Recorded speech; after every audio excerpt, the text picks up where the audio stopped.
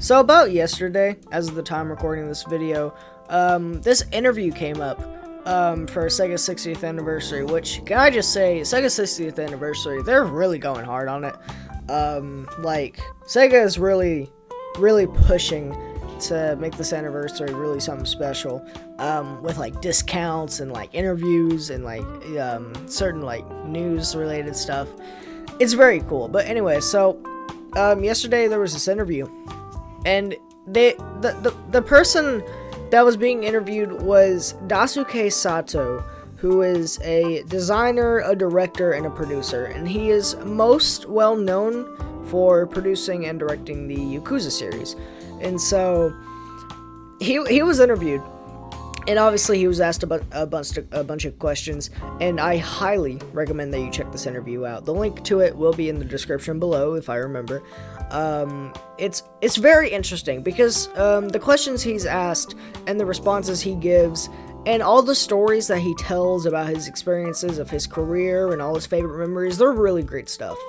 I definitely recommend that you give this interview a watch if you're interested in, being a game designer or working in the gaming field in general. And it's just a good watch just to see how it is. You know what I mean? It's just a good watch in general. I highly recommend checking this interview out.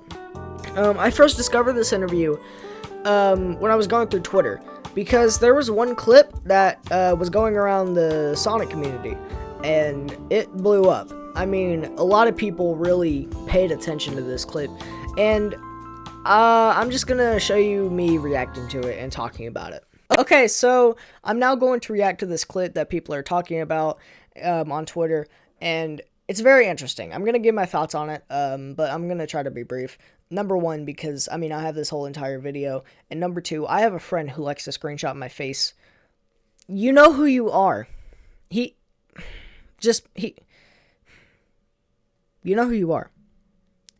Stop! Alright, let's look at it. Starting now.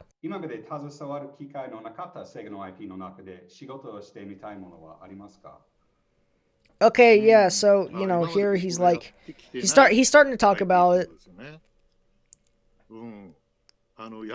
Sonic. He wants to do Sonic. And listen to his wording. Pay close attention to his wording. Alright? It's very interesting.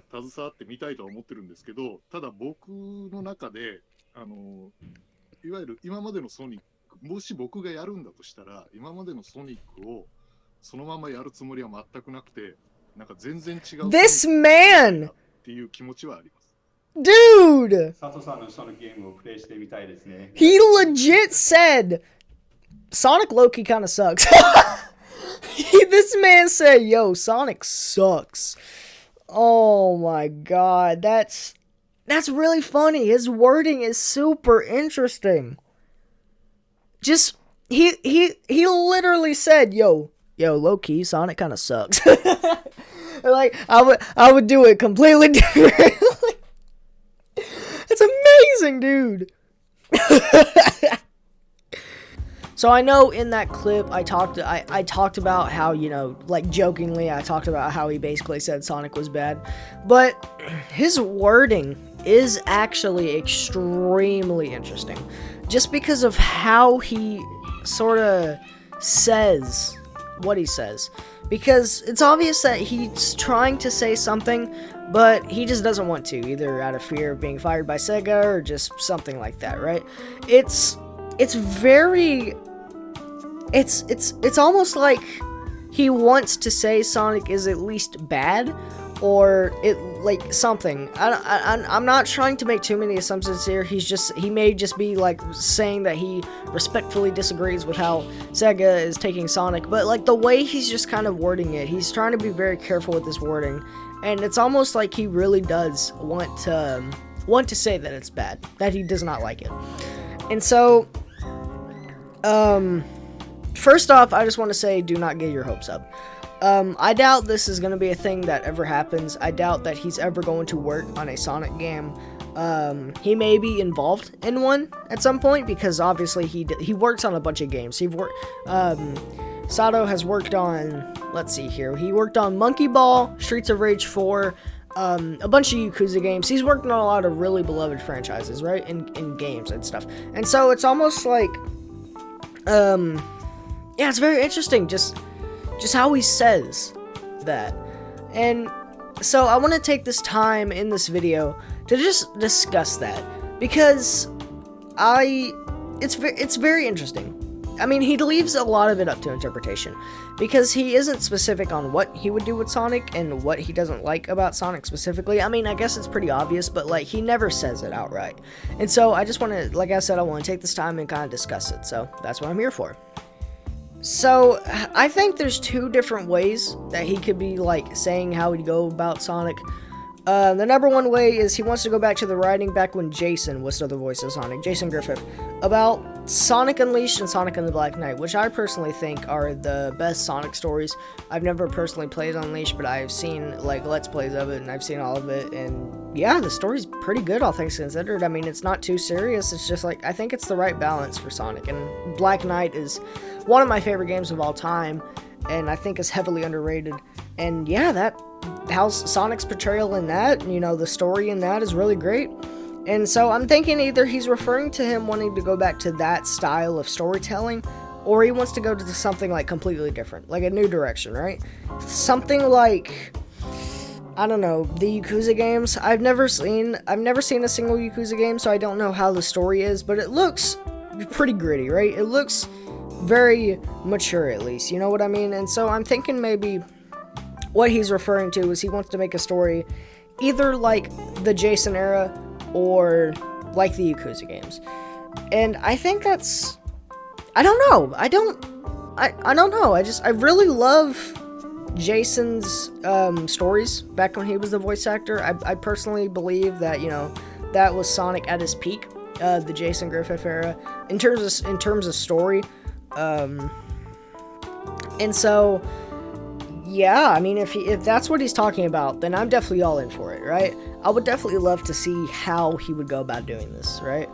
But if he's talking about the Yakuza games, I don't know, just something about Sonic being way too dark and, like, gritty just doesn't appeal to me. I don't want Sonic, like, running around holding guns, screaming swear words all the time. And I know that's probably not what he's talking about, and I'm sure that's not what he wants either. It's just something that I kind of want to talk about, just in case, right? I don't want that, right? I don't think I want that, and if I'm gonna, like, I don't know. If I'm gonna be honest, he's probably not talking about that. There's, like, a very low chance that he actually wants that, something, like, super gritty.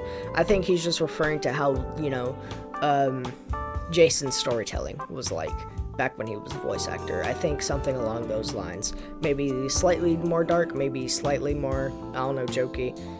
I don't know. That's just my speculation.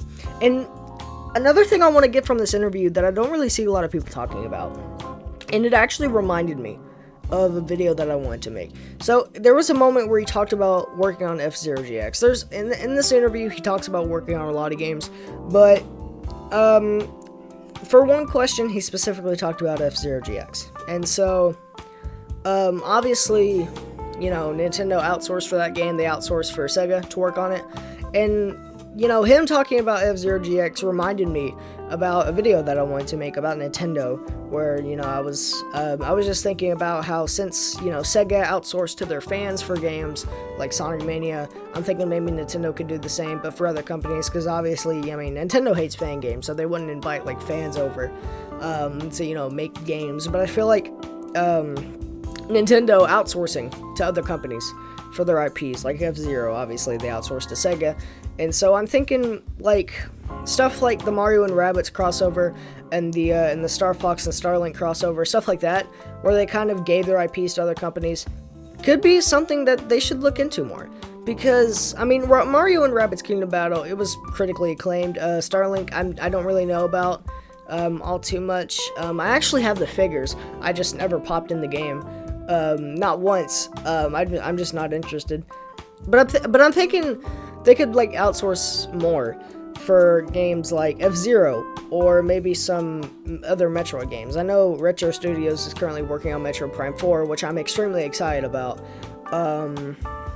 And so I'm thinking they could probably outsource to Sega again for F-Zero GX. I know it may be a bit of a hassle, because obviously, you know, there's a licensing issue and stuff, because, and also they may just not want to, because there are a lot of times where they outsourced, and obviously it didn't end well. I'm looking at you, CDI. But I'm thinking if they make the right choices, and they kind of pay attention to what they're doing, and really just, you know, really pay attention. That's basically it. If they just pay attention, it could turn out great. And so that's basically all I want to talk about when it comes to this interview and stuff. Thank you so much for listening. This is very interesting stuff that this interview is. Again, I highly recommend you check it out. But yeah, that's about it. So thank you so much for listening, and I will see you guys later. Have a good day.